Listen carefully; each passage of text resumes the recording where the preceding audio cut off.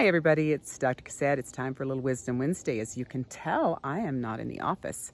I have had the wonderful opportunity to travel to Colorado with some family friends and my husband, and we are having a lovely time and hoping to play a little golf this afternoon and maybe have a little rub down tomorrow. I don't know, but we're just here and relaxing and enjoying just wonderful beauty of nature here in Colorado.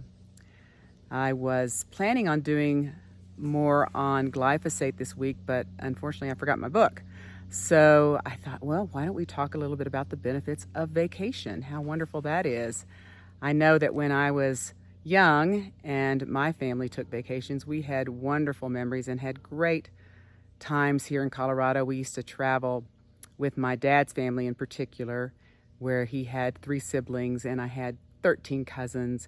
And we would all get together for 2 weeks every summer. And that's when vacation basically was a 2-week thing every year for most folks. And we would fish and we would just laugh and had a great time playing and just created wonderful memories. And I think that vacations can be just a wonderful time for rejuvenation. I did find an article that talked about the 7 benefits of vacation, and I'll just kind of share those with you, so that you can understand the benefit of this. Because for me, it's often really hard to get away from the office. I am leaving my office staff having to deal with issues. I'm not as easily available for folks. And it is a challenge to feel comfortable and trying to find that sweet spot of relaxation. But it's so important.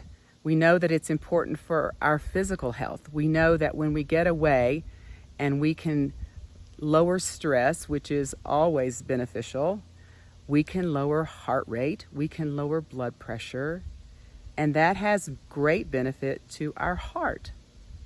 So one of the benefits is just improvement in our physical health. But not only our physical health, it improves our mental health.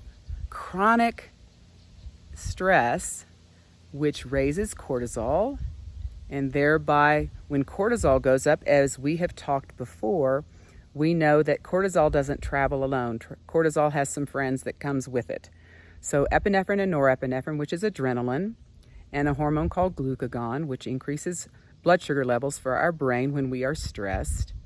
But it's that epinephrine and norepinephrine, which are precursors for a lot of our anxiety and depression that occur. These neurotransmitters, which cannot be really released in the body, then just build up when we are stressed, and in our brain can be a problem as far as increasing our risk for anxiety and depression. And so vacation can be a great help from a mental stress standpoint. Now, in terms of what we can get from vacation as far as well-being is concerned, there have been some studies showing that people who take vacation score higher on the Gallup-Heathway well-being score. And one study, in fact, showed that 3 days after vacation, there's decreased issues with physical complaints, as well as improvement in sleep and mood. And this can still be present even 5 weeks after a vacation. So there are some long-term benefits as far as what we see with vacation. It also can significantly increase our ability to have more mojo or motivation. And I love that. It really gives us the opportunity to be more able to focus and be productive. It's kind of a reboot. I love what Anne Lamott says. She says that basically almost everything will work again if you unplug it for a few minutes, including you.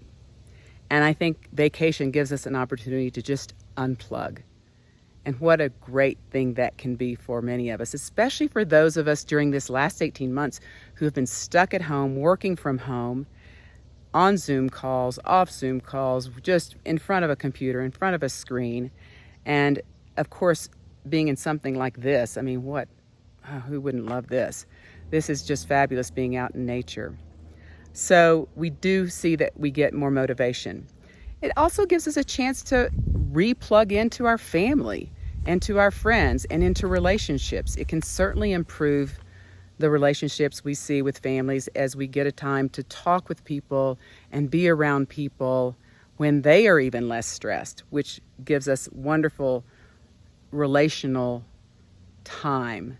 And what a great thing that can be. It also can be shown and has been shown, particularly for women, to improve marriages.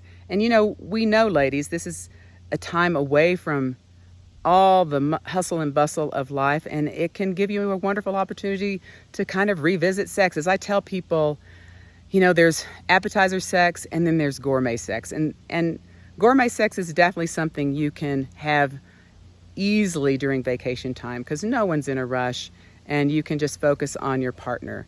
So even though this really isn't a sex talk, I think that it's something that we can find very beneficial, being away from just our normal environment and have the freedom and the time to relax and enjoy our sexual health and sexual relationships as well.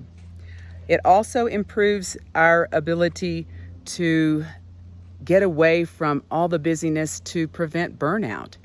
If you're working all the time, you can just really get burned out, and it helps us recommit and remotivate. And thereby, when we get back to work, we can plug back in. We can find that it really does give us a sense of well-being and improvement overall. I've got a truck coming, so I'm going to stop for just a minute and add on in just a second. Okay, I think I can finish up now. There's some loud trucks going by. Anyway, as far as burnout is concerned, I think that relates to what every time we get on a plane, it says secure your mask first. I think we, particularly as women and heads of households, tend to just take care of everyone's needs at our expense. And having time away may give us a little bit more of an opportunity to put our mask on and not have to worry about everybody else's, even though we make sure that everybody's happy and all is going well. But it does give us a time to have a time out and to explore our needs and try to see if we can get those needs met. And lastly, vacation is one of those things that just can really boost happiness overall. I can remember my mom is a writer, and she wrote a little story about being journey proud and how even up to 8 weeks prior to a trip, we can get so excited and our mood can improve and our happiness scale just kind of goes off the roof because we have this something to look forward to. So planning a trip and looking forward to that also is exceedingly beneficial for our ability to refresh and recharge.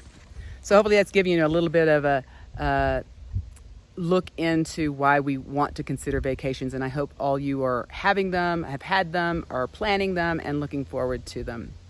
Before I leave you today, I just wanted to talk about a couple of things. I learned a new term this week called phubbing, which is phone snubbing.